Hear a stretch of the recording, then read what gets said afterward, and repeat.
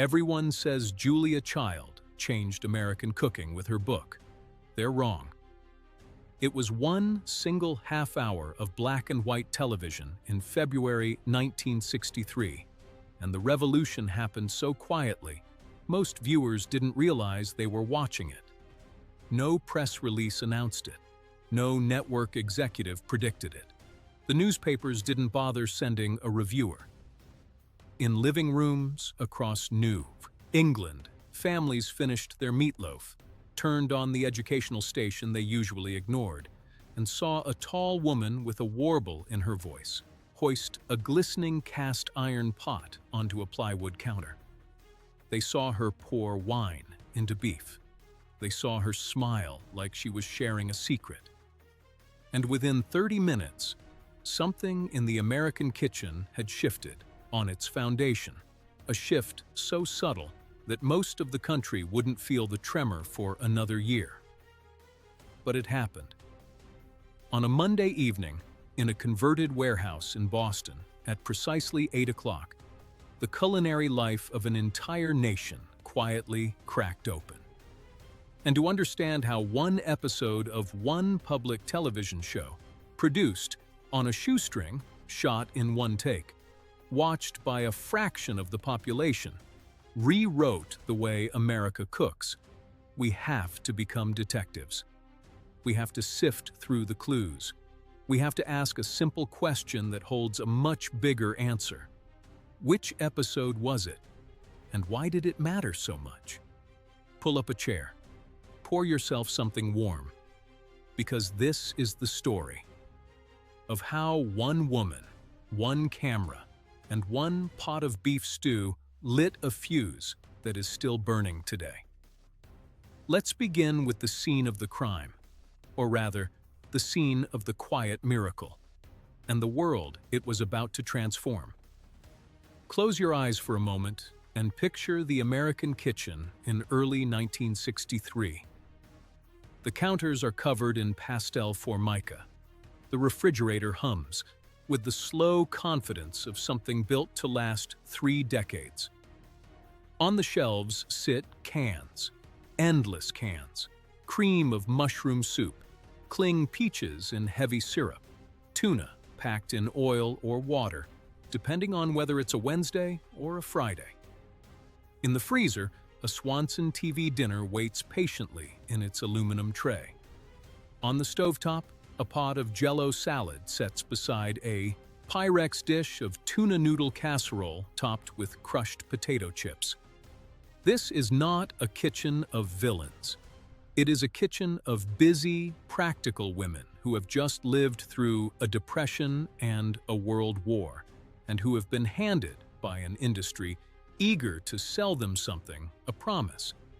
Cooking should be fast, cheap, and predictable. Betty Crocker handles the hard parts. General Mills writes the recipes. The cookbook on the counter, most likely, is the Better Homes and Gardens, ring-bound, splattered, full of recipes that call for condensed soup as a binding agent and iceberg lettuce as a garnish. Ask a housewife in Peoria in 1963 what French cuisine means, and she might pause. Escargot, maybe. Something her husband ate at a business dinner. Something complicated. Something meant for rich people or snobs or foreigners, not for Tuesday night in a 3-bedroom ranch house with 2 children and a budget. This is the landscape Julia Child walked into. And it matters, because every revolution needs a before. A country that had quietly forgotten it could cook. A landscape where butter had been replaced by margarine, fresh herbs by dried flakes, long braises by pressure cooker shortcuts. A landscape where gourmet meant a can of water chestnuts in your chicken salad. Something, somewhere, was about to push back. And the first whisper of that pushback, the first faint clue that the revolution was coming, had been sitting on bookstore shelves for nearly 2 years, going almost entirely unnoticed. Let's pause here and sit with that for a moment, because it's important. The book in question was called Mastering the Art of French Cooking, published in October of 1961 by Alfred A. Knopf. Co-authored by three women, Julia Child, Simone Beck, known to her friends as Simca, and Louisette Bertholle. A 734-page doorstop of a cookbook, dense as a dictionary, with line drawings and numbered steps and recipes that assumed the reader would invest hours in a single sauce. The editor who championed it was a young woman named Judith Jones, working at Knopf, who had read the manuscript in one sitting and stayed up all night testing recipes on her own stove. She had tasted the bœuf bourguignon. She had felt what this book could be. She had fought inside her publishing house to get it printed. And when it was printed in 1961, it did, modestly. Respectable reviews, good word of mouth in culinary circles, a small, devoted readership. But not a bestseller, not a cultural event, not the kind of book that reshapes a country. For almost 2 years after its release, Mastering the Art of French Cooking sold the way most serious cookbooks sell, slowly, steadily, to the already converted. But it was not, by any measure, changing America. Julia Child, then in her late 40s, living in Cambridge, Massachusetts, with her husband Paul Child, went to book signings where no one came. She wrote earnest letters to Simca in France, worrying that the book would disappear quietly into the remainder bins. This is the second clue. The book, on its own, was not enough.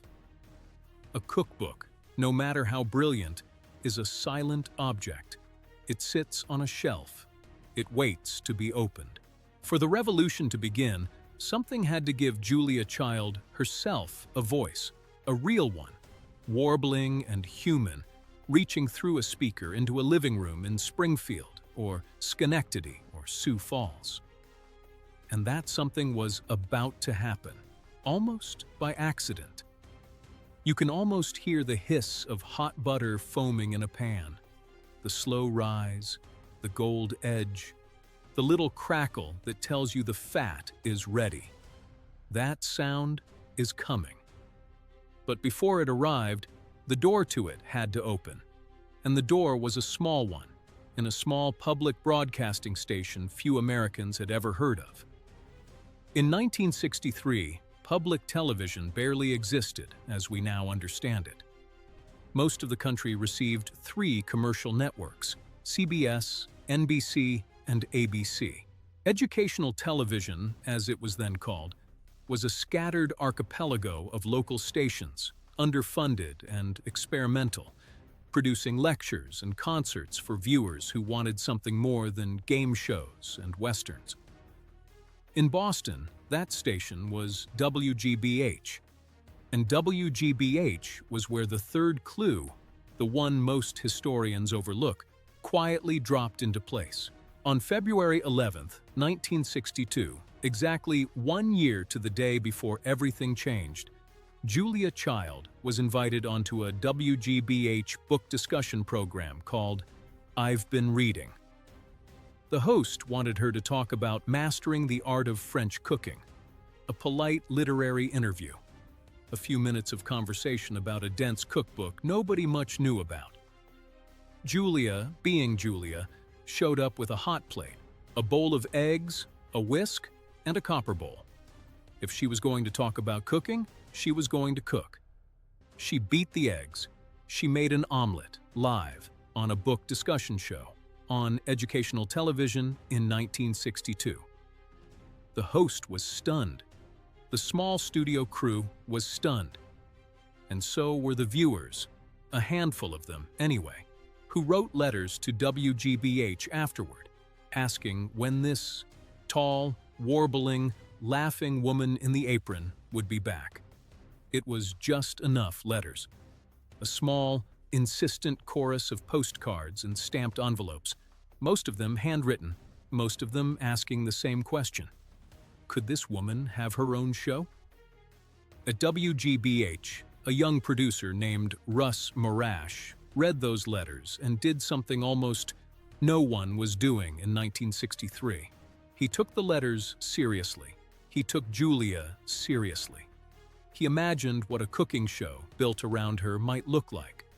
Not a recipe read off, not a glossy performance for wealthy housewives, but a real program where a real cook made real food in real time, mistakes and all. The budget he had to work with was $50 per episode. 50. That was the food, the props, the ingredients, the whole thing. They rented space in a converted warehouse that had once been a makeshift studio.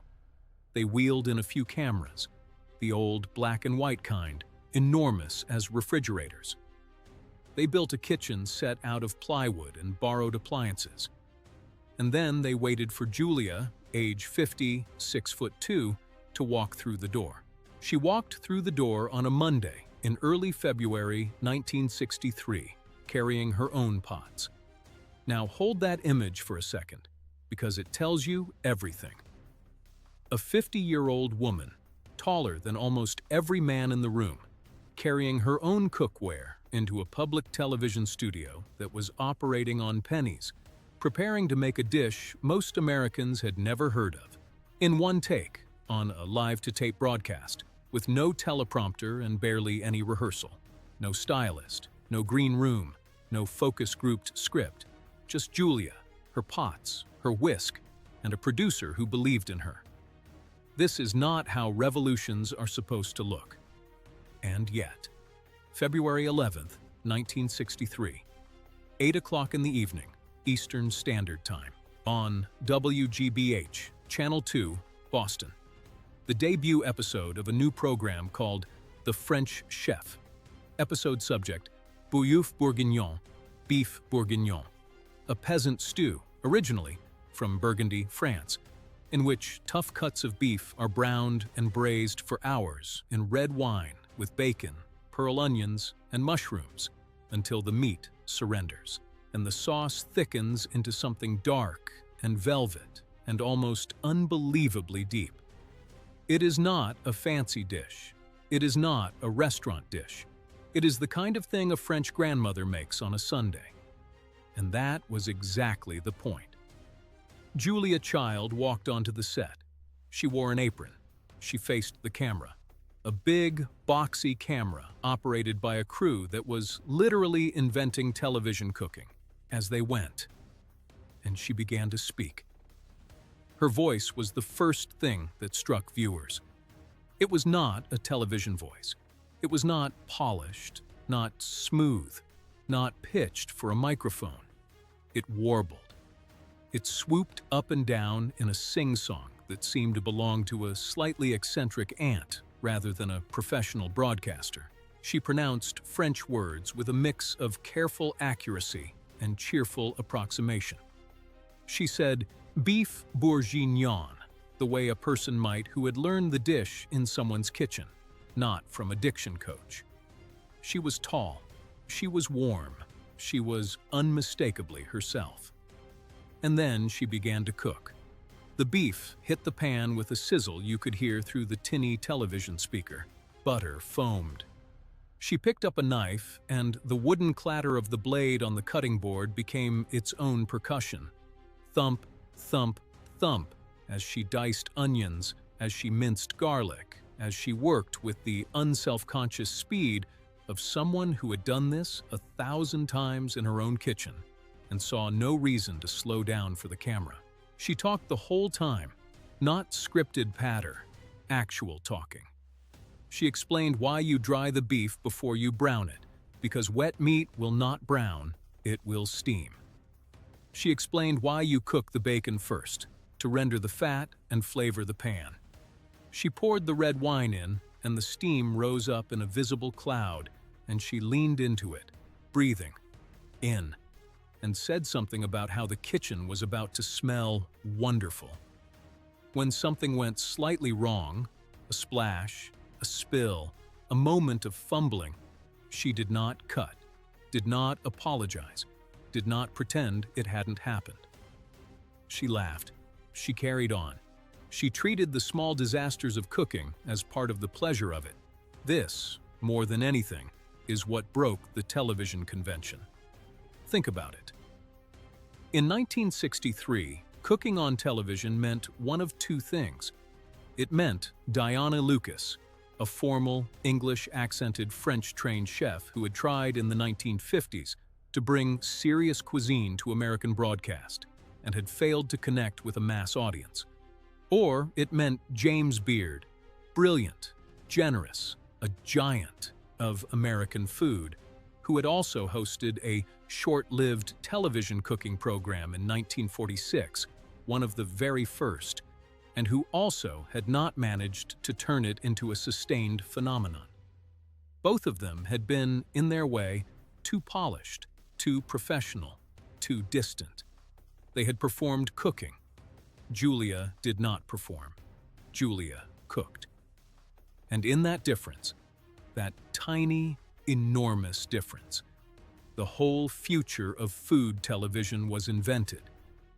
Let's pause again, because the cast of that studio deserves a moment of its own. Paul Child, Julia's husband, was nearby. A retired Foreign Service officer, a photographer, a designer of crossword puzzles, a man who had fallen in love with his wife's ambition and spent his retirement years supporting it. He had built shelving in their home kitchen in Cambridge. He had photographed her recipes. On set, he was an unofficial consultant, a calm presence, a steady hand. Russ Marash, the producer, stood behind the cameras and watched. He was young by television standards, a man in his late 20s, and he was about to invent a genre. He would go on to produce This Old House and The Victory Garden, two other programs that redefined how Americans thought about their homes and their gardens. But this, right here, was his first great act. He had chosen Julia, he had trusted her, and he had let the tape roll. The crew, small, overworked, operating with equipment meant for something else, scrambled around the kitchen set. They called it 27 cameras across the life of the show, though really it was the same few cameras rearranged, often running hot, often out of film, always improvising. One take. That was the rule. They couldn't afford retakes. If Julia flubbed a line, if she dropped a utensil, if she forgot a step, it went out. It went into American living rooms as it had happened, imperfect and human and alive. And this, it turned out, was the genius of it. Not a flaw to be apologized for. The defining feature. One famous moment, not from the debut episode but from later in that first season, became the emblem of what the French chef was. Julia was making a potato pancake. She attempted to flip it in the pan. It missed. Half the pancake went into the pan and half went onto the stovetop. A lesser host, on a commercial network, would have cut to commercial, reshot the scene, edited the slip into invisibility. Julia picked up the pieces, pressed them back together in the pan, turned to the camera and said, with that warble, that conspiratorial grin, "Remember, you are alone in the kitchen. No one can see you." And America laughed, and America exhaled. Because for the first time, someone on television was telling them that cooking was allowed to be messy, that mistakes were part of it, that the whole enterprise was, at its heart, a human one. Breathe in for a moment. Imagine the smell of that studio after the tape stopped rolling. Red wine and seared beef and butter and onions and mushrooms. A red wine braise exhaling steam into a warehouse in Boston. The crew, exhausted, standing around the set. Julia in her apron, grinning, already thinking about next week's episode. Paul, maybe snapping a photograph. Nobody in that room knew they had just made history. The debut episode aired. And then another aired the next week, and another. The French Chef ran for 39 episodes that first season. By the end of 1963, a handful of other public television stations had picked it up: New York, Pittsburgh, San Francisco. By the end of 1964, 96 stations were carrying The French Chef across the United States. 96 stations. For a show made on $50 an episode, in a converted warehouse, with one take and no retakes, starring a 50-year-old woman whose voice did not belong on television. The cookbook, Mastering the Art of French Cooking, which had been selling modestly for 2 years, began to move off the shelves, not in a trickle, in a flood. People watched Julia make bœuf bourguignon on Monday night and bought the book on Tuesday morning. By 1968, Mastering had sold 600,000 copies. By the early 1970s, over 1 million. It became one of the best-selling cookbooks of the 20th century, and it would remain in print continuously for more than 60 years. And the ripple, the real ripple, the one we are still feeling, went far beyond book sales. Let's walk forward in time and trace what happened. A young French-born chef named Jacques Pepin, who had cooked for Charles de Gaulle before emigrating to America, met Julia and became a lifelong friend and cooking partner. He would go on to have his own PBS cooking shows and to co-host specials with Julia in later decades. He walked through a door Julia had pushed open. A Chinese-American chef named Martin Yan launched Yan Can Cook in 1982, bringing wok cookery to American homes with the same warmth and humor that Julia had established. He, too, walked through that door. A young Austrian chef named Wolfgang Puck, whose restaurant Spago would help invent California cuisine, cited Julia's influence on the whole generation of American chefs who came up in her wake. So did Alice Waters, the founder of Chez Panisse in Berkeley, whose farm-to-table philosophy drew from the same deep well of respect for real ingredients, real technique, real joy at the table. Alice has spoken about the permission Julia gave American cooks to care. The list goes on. Bobby Flay, Ina Garten, whose whole persona as the Barefoot Contessa is unthinkable without the template Julia established. Samin Nosrat, whose salt-fat acid heat both the book and the Netflix series owes a direct debt to the idea that a warm, knowledgeable teacher can make serious cuisine accessible on camera. Every one of them, whether they know it or not, is walking a path that was cleared on February 11, 1963, when a 6'2" woman with a warbling voice poured red wine into a pot of beef and looked at the camera and smiled.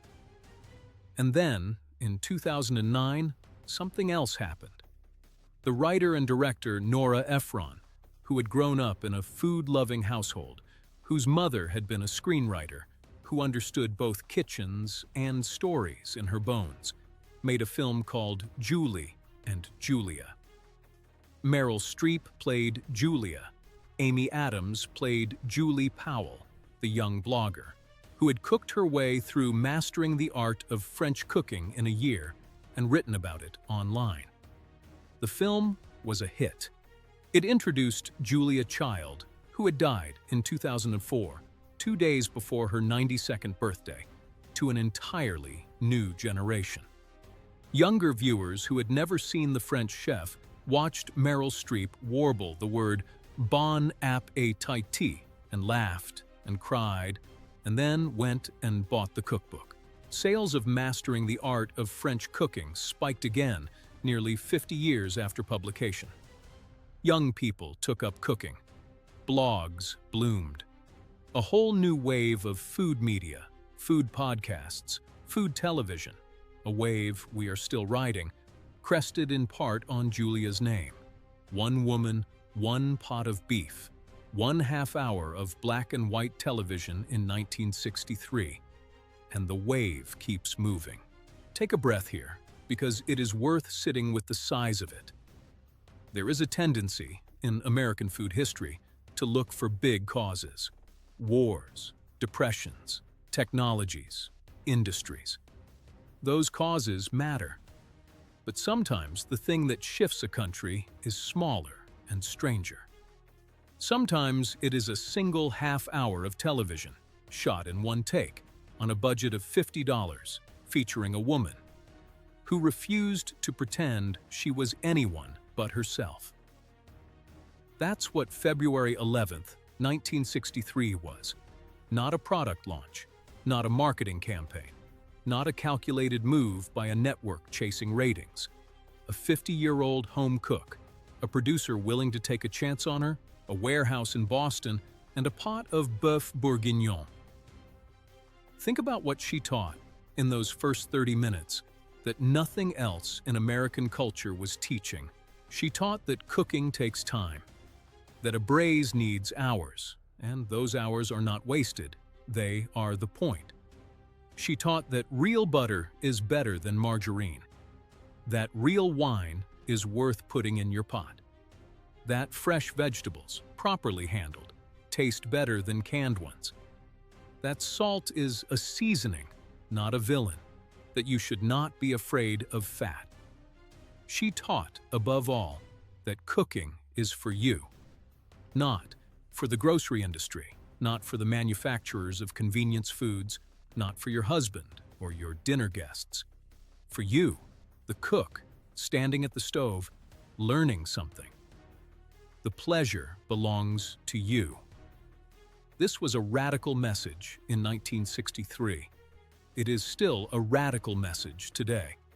And it was delivered not with a manifesto, not with a lecture, not with a stern finger pointed at the canned soup economy.